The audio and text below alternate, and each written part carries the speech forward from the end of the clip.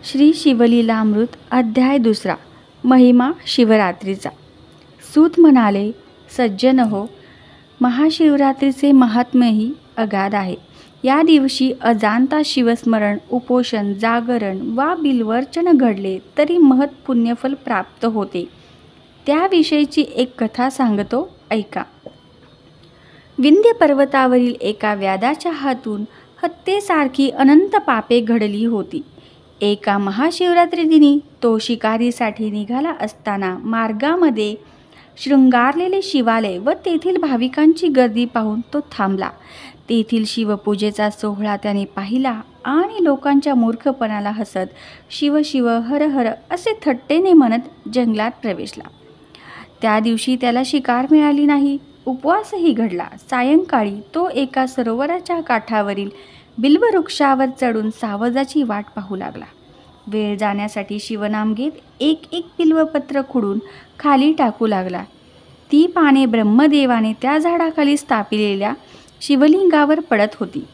अशा प्रकारे त्याच्याकडूनही नकळतपणे उपोषण, जागरण, नामस्मरण व शिवार्चन घडून तो पापमुक्त झाला।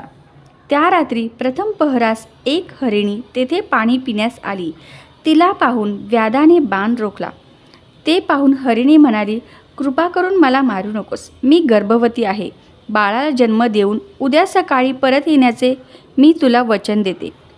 तिचे मनुष्यवाणीतील बोलणे ऐकून व्याधाला नवल वाटले।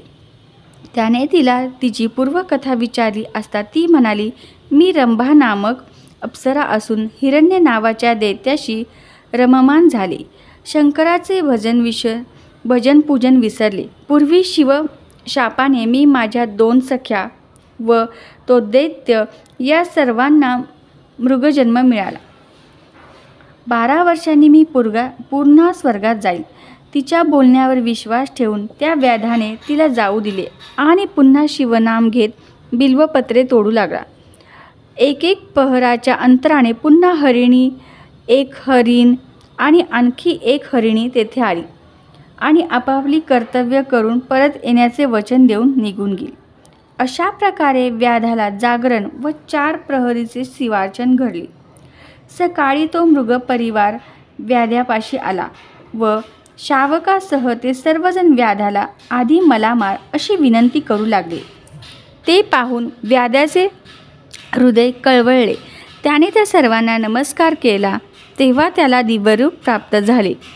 हरिणांनाही मूळचे स्वरूप मिळाले। तेवढ्यात तेथे एक दिव्य विमान आले, त्यात शिवगण होते।